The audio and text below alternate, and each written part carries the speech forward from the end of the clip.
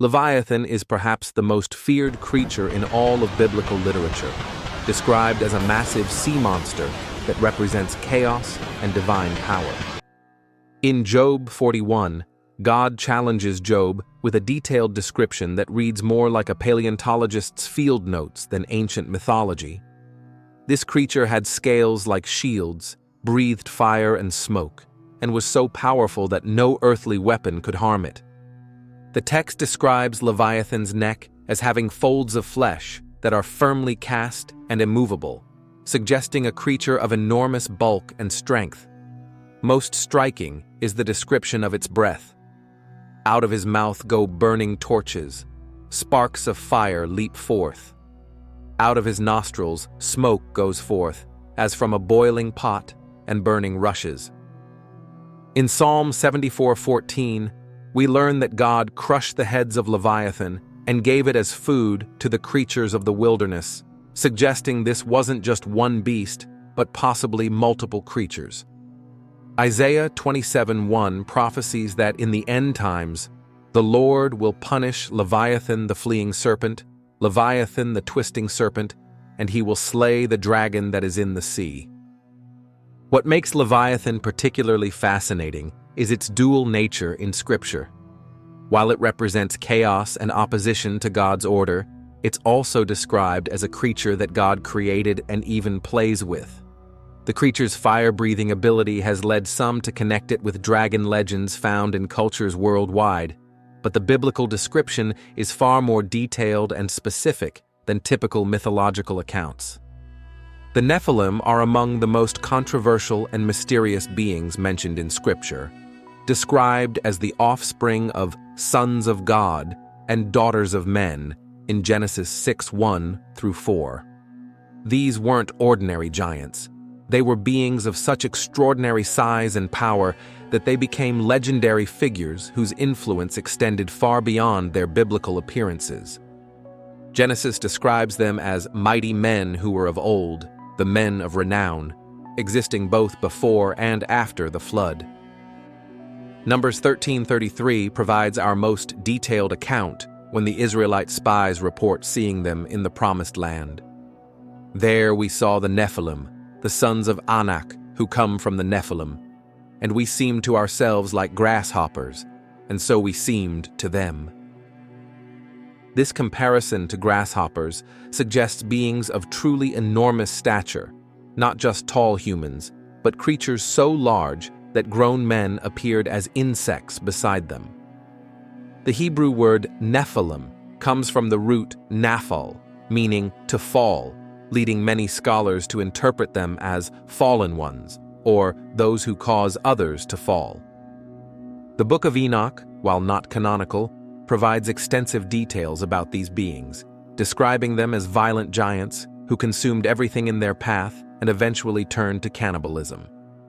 According to this account, they were the children of the Watchers, angels who descended to earth and took human wives, corrupting the human bloodline and introducing forbidden knowledge to mankind. What makes the Nephilim particularly intriguing is their apparent survival of the flood. If only Noah's family survived, how did these giants reappear in the Promised Land?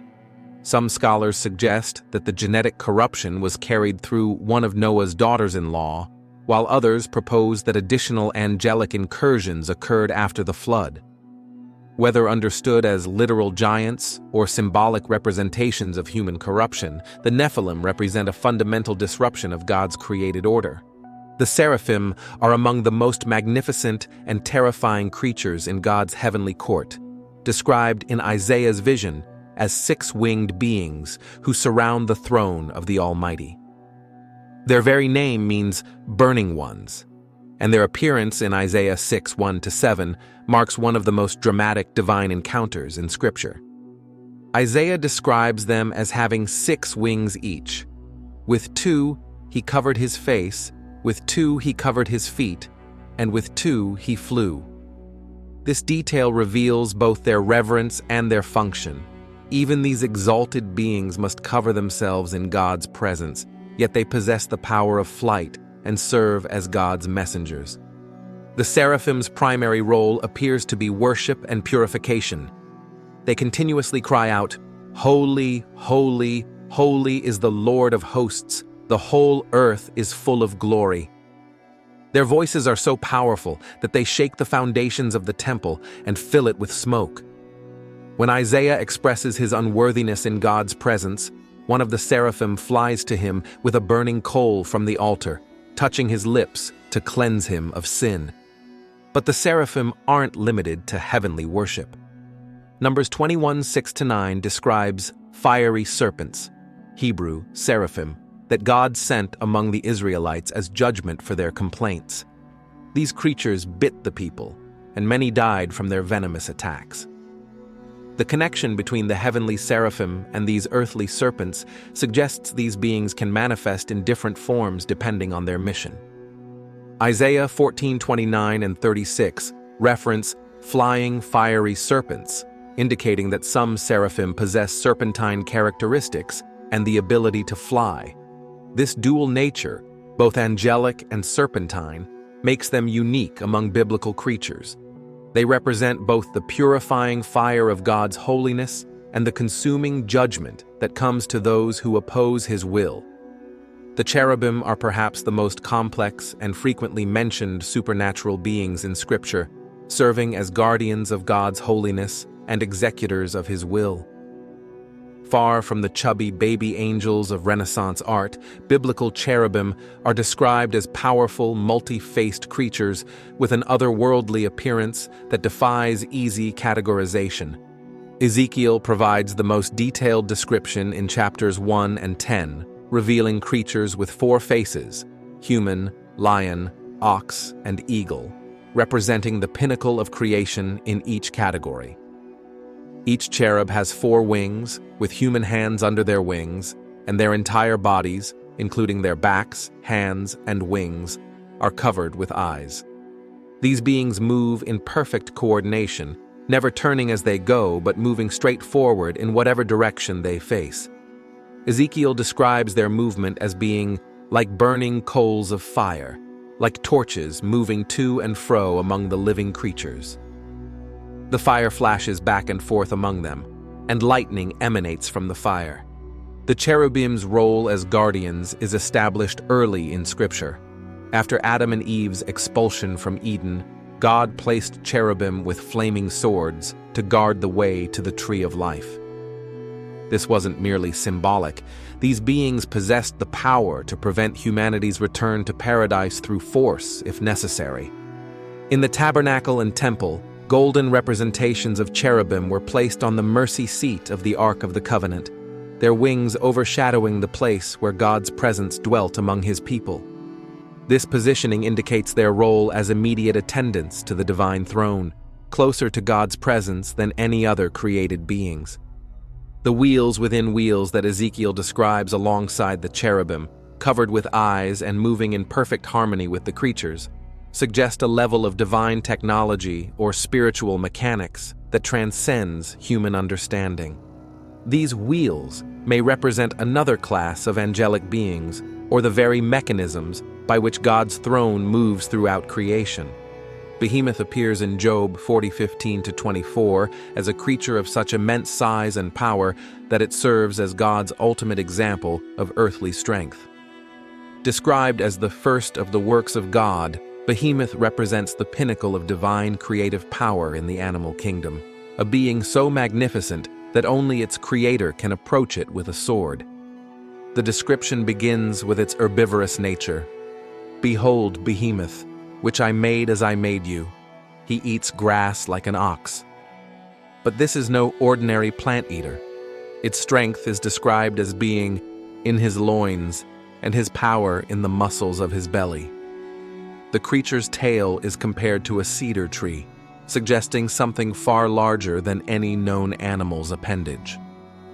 Job 40:18 provides crucial anatomical details. His bones are tubes of bronze, his limbs like bars of iron. This description suggests not just size, but an almost mechanical strength, as if the creature were built rather than born. The text emphasizes that Behemoth makes his tail stiff like a cedar, indicating voluntary control over this massive appendage. The creature's habitat is described as marshy areas where it lies under the lotus plants, in the shelter of the reeds and in the marsh. Despite its enormous size, Behemoth is portrayed as peaceful, lying calmly in the shade and drinking from rivers. The text notes that, "If the river is turbulent, he is not frightened. He is confident, though Jordan rushes against his mouth." What makes Behemoth particularly intriguing is its apparent invulnerability to human efforts. The passage states that, "He is the first of the works of God.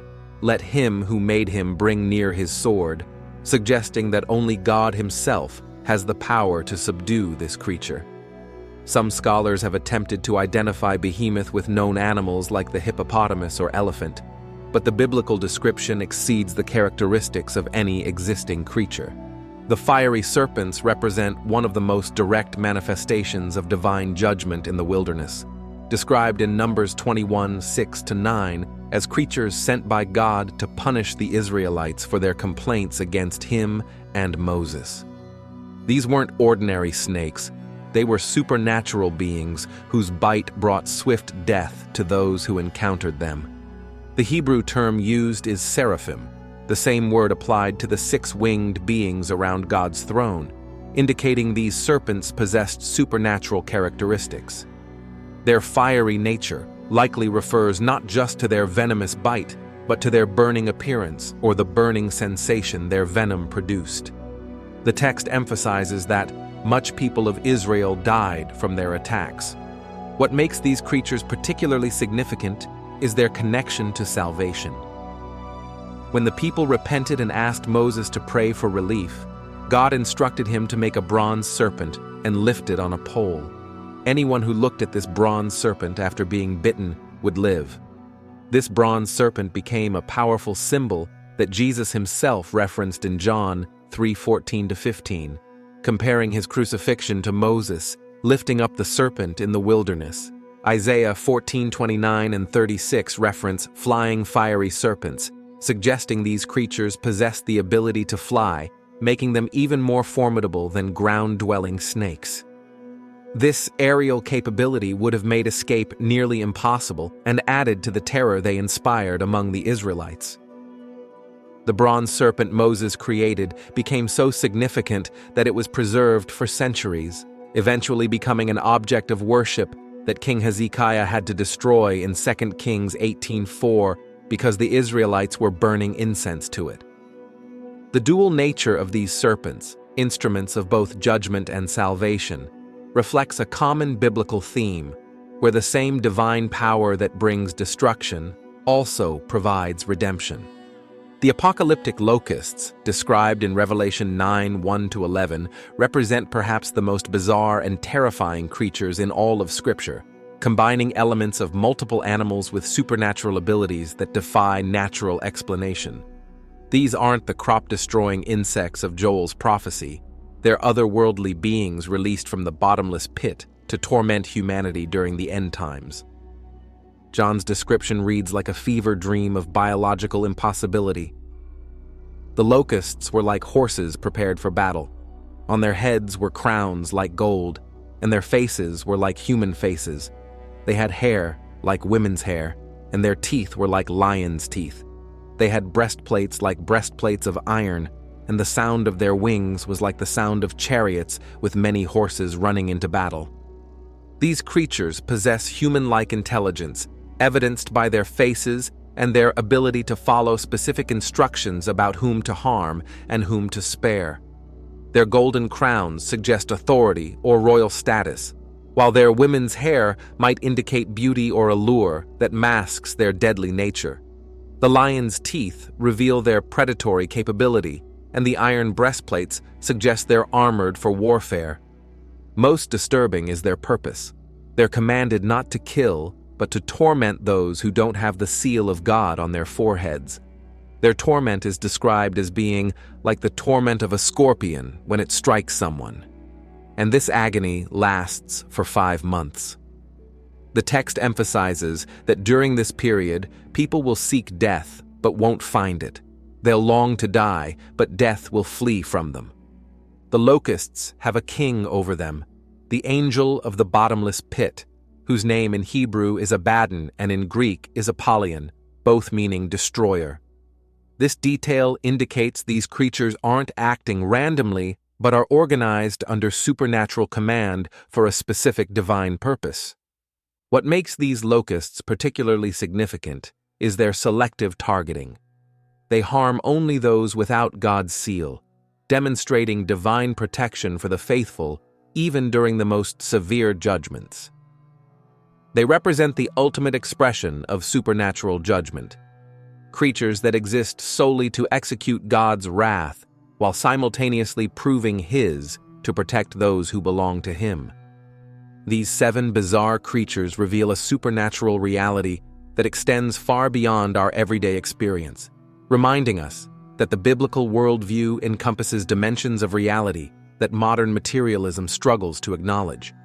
From the chaos representing Leviathan to the judgment-executing apocalyptic locusts, each being serves a specific purpose in God's cosmic order, demonstrating that we live in a universe far stranger and more wonderful than we often realize, governed by a God whose creative power knows no limits and whose purposes encompass both judgment and mercy, terror and beauty, destruction and salvation. If you found this interesting, don't forget to like, comment, and subscribe for more deep dives into hidden history of religion.